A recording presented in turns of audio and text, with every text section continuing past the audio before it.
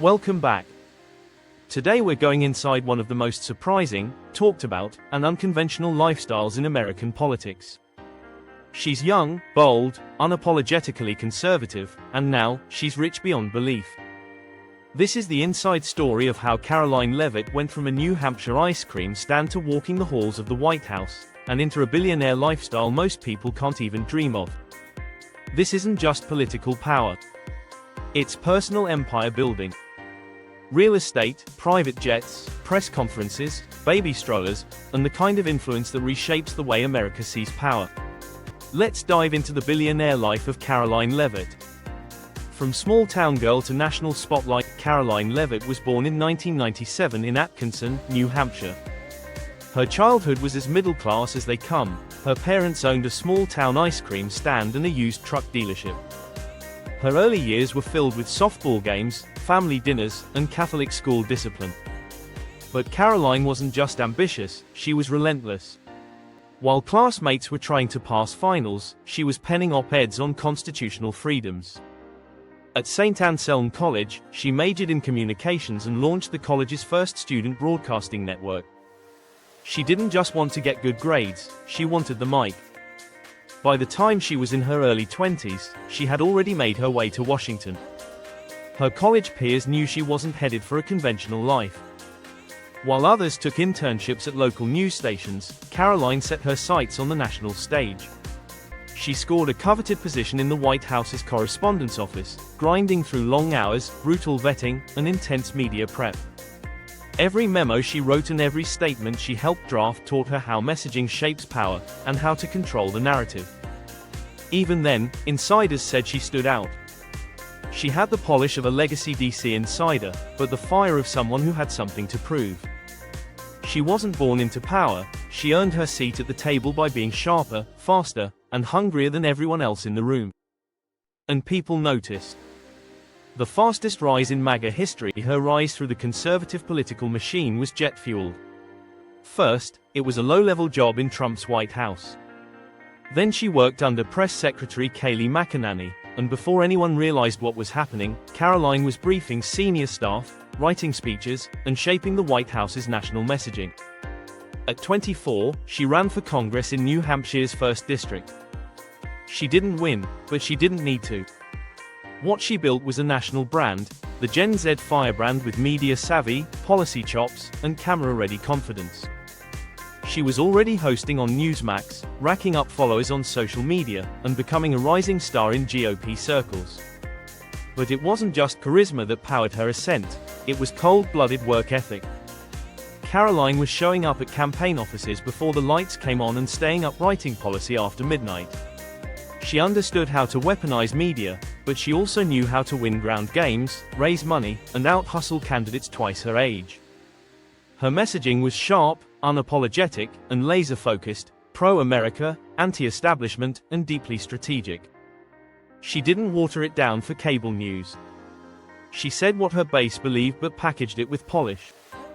Even people who disagreed with her politically were forced to admit, she knew what she was doing. And she was just getting started. Billionaire by association?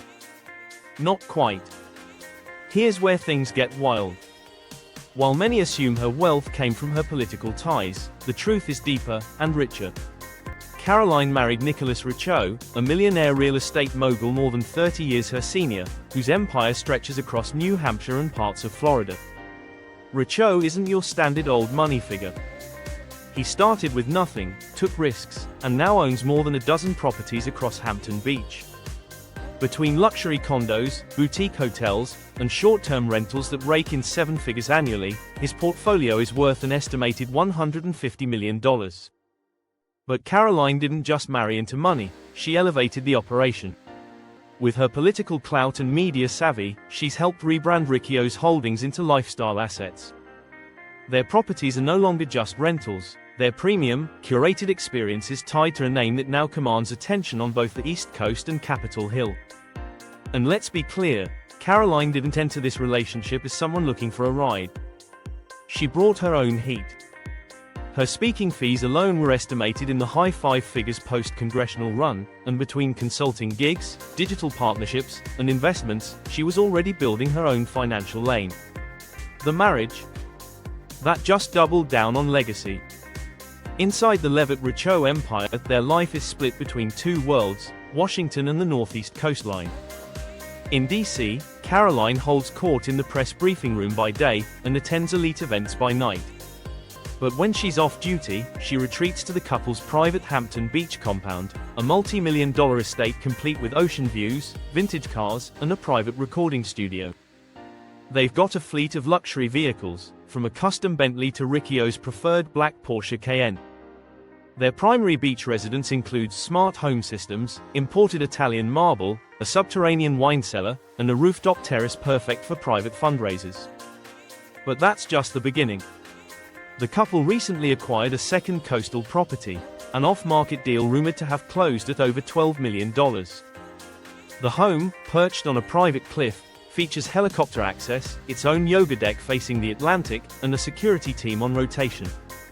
It's where they plan retreats, strategy sessions, and occasional quiet weekends away from political noise. And while the properties make headlines, it's their business synergy that turns heads. Riccio handles the real estate expansion, while Karoline focuses on building media influence and political leverage. Together, they're playing a long game, one that fuses money, messaging, and power into one quietly dominant brand. Power parenting. In mid-2024, Karoline gave birth to her first child, Nicholas Robert Riccio Jr., affectionately called Nico. While most new moms take maternity leave, Karoline returned to work just days after delivery, fielding press questions while pumping between meetings. It wasn't a stunt, it was a message: she's not here to play the part of power. She is power. Their parenting style reflects their lifestyle: structured, strategic, and deeply intentional. Nico's days are scheduled with the precision of a CEO, complete with bilingual nannies, early literacy programs, and a nutritionist-approved menu. The couple reportedly flew in a top early childhood consultant from Zurich to help design a developmental roadmap for the first 5 years of his life. But parenting in the Leavitt-Riccio household isn't about spoiling, it's about shaping. Karoline has said privately that she wants her son to grow up understanding discipline, identity, and service. Even in luxury, values are non-negotiable. Whether it's a morning walk on the beach or a bedtime story in a townhouse overlooking the White House, Nico is being raised inside a framework of power, legacy, and expectation. There's already talk of building a charitable foundation in his name, focused on educational reform and family values. If that sounds early, that's exactly the point. In the Leavitt household, childhood isn't just about play, it's the beginning of a brand. Karoline Leavitt's life isn't just extraordinary, it's disruptive. She didn't just climb the ladder, she turned it into a launchpad. From a small-town upbringing in New Hampshire to the front row of American power, she now moves in circles where influence, money, and messaging collide. She's not a billionaire by inheritance. She's not rich because of luck. She's a strategist who understood early that power isn't given, it's built. Through hustle, media mastery, and a marriage that merged political reach with real estate muscle, Karoline Leavitt created a lifestyle most people can't imagine and even fewer can match. So the next time someone tells you that you have to wait your turn, or that politics is off-limits to outsiders, think of Karoline. Because whether you agree with her or not, one thing is undeniable: she's writing a new playbook for power, and she's doing it in heels, with a press badge in one hand and a billion-dollar future in the other. If you got something out of this deep dive, hit that like button, subscribe, and drop your thoughts in the comments. Who should we cover next? Who's really running the show behind the scenes? Until next time.